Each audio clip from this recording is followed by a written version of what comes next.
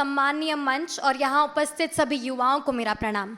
मैं सानिका विजय चौरे आज आप सभी के समक्ष महाराष्ट्र में चल रही राजनीतिक क्राइसिस के बारे में अपने विचार आपके सामने व्यक्त करना चाहती हूँ। महाराष्ट्र की भूमि एक ऐसी भूमि है जहाँ व्यक्तित्व, जहाँ संस्कार, जहाँ संस्कृति है। वो एक ऐसी भूमि है जहाँ नैतिकता है। यहाँ इस धरती पर जन्म छत्रपति शिवाजी महाराज से लेकर बाल गंगाधर तिलक तक ये उनकी कर्म भूमि है, ये उनकी धर्म भूमि है। मैं इस देश के हृदय मध्य प्रदेश के निवासी हूँ और जब भी मैं महाराष्ट्र में कदम रखती हूँ मुझे गर्व महसूस होता है, मुझे उत्साह महसूस होता है। मैंने महाराष्ट्र के इतिहास को बहुत अच्छे से पढ़ा है। मैं जानती हूँ कि यहाँ गोखले की जन्म है, यहाँ की गोखले की जन्मभूमि है, ये लोकमान्य तिलक की जन्मभूमि है, ये सावित्रीबाई फुले की जन्मभूमि है। और ये इस देश में कोई भी सामाजिक इतिहास या कोई भी सामाजिक न्याय डॉक्टर बाबा साहेब अम्बेडकर के सिवा या ज्योतिबा फुले के सिवा ये इतिहास पूरा नहीं होता। पर आज राजनीति या महाराष्ट्र की भूमि में एक राजनीतिक नैतिकता के बारे में चर्चा की जा रही है पूरे देश भर में। ऐसा क्यों है? आज ये जो विषय है वो केवल राजनीतिक दृष्टिकोण से ही नहीं बल्कि महाराष्ट्र के सामाजिक और सांस्कृतिक दृष्टिकोण से भी बहुत महत्वपूर्ण है।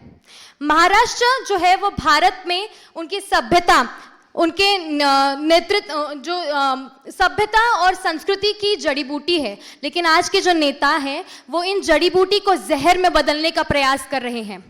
हम सभी जानते हैं, आप क्या परिभाषा इसकी जानते हैं कि विपरीत नेता कौन होता है?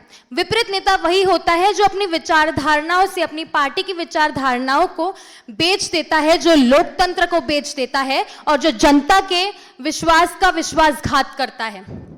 हम जो जनता होती है वो एक प्रतिनिधित्व चुनने के लिए बहुत अपेक्षा से अपना प्रतिनिधित्व चुनती है। वह केवल एक मनुष्य को नहीं चुनती, वह केवल एक पार्टी को नहीं चुनती, वह उस पार्टी के विचारधारणाओं को भी चुनती है।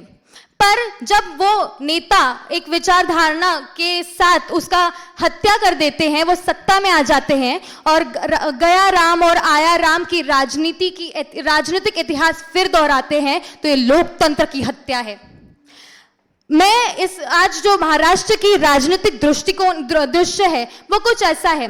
पहले के जमाने में, खासकर पहले के जो नेता थे वो ऐसे थे कि एक दल में एक दल की सरकार होती थी और बिखरा हुआ विपक्ष होता था। आज बिखरी हुई विपक्ष है और जुड़ी हुई अपोजिशन पार्टी है।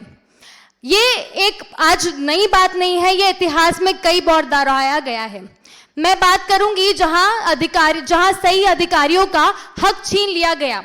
मैं बात कर रही हूं भगवान श्री राम और युधिष्ठिर की, जहां शकुनी जैसे लोगों ने इनकी सत्ता को छल और कपट से हड़प लिया गया। आज यही चीज कलयुग में भी दोहराई जा रही है। आज इन्हीं कई पार्टियों को चोरी कर लिया जाता है, या इनके सिंबल या चिन्ह को चोरी कर लिया जाता है, इनके विधायकों को चोरी कर लिया जाता है। तो क्या ये लोकतंत्र की हत्या नहीं हुई? दूसरी बात मैं ये कहूंगी कि हमारी जो राजनीति में ये बहुत सारा मेल भाव हो रहा है। फॉर एग्जाम्पल 70,000 करोड़ का घोटाला, मैं भोपाल से आती हूँ, वहाँ मोदी जी कहते हैं कि 70,000 करोड़ की घोटाला हुआ है और दूसरे दिन वही घोटाला शून्य में बदल जाता है और तीसरे दिन वही आरोपी मंत्री पद की शपथ लेता है।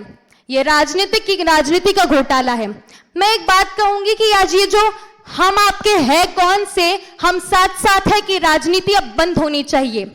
मैं आप सभी युवाओं से ये कहना चाहूंगी कि निराश होने की आवश्यकता नहीं है। यह राजनीति है, यहाँ शकुनी और मंथरा जैसे लोग हर युग में मिलेंगे, पर हमें ये आवश्यकता जनाने की जरूरत है हम सभी युवाओं को कि ये जो राजनेता हैं कि ये हमारे जो राम राज्य है या जो सुराज्य है वो केवल एक बड़े धमाके के बाद ही आता है। अंत में आप सभी को एक छोटी सी पंक्ति कहकर उत्साह के माहौल में छोड़ना चाहूंगी कि शासन के यंत्रों पर रखो आंख कड़ी, छिपे अगर हो दोष तो उन्हें खोलते चलो। प्रजातंत्र का शेर प्रजा की वाणी है, जो कुछ हो बोलना, अभय बोलते चलो, अभय बोलते चलो। जय हिंद, जय महाराष्ट्र। धन्यवाद।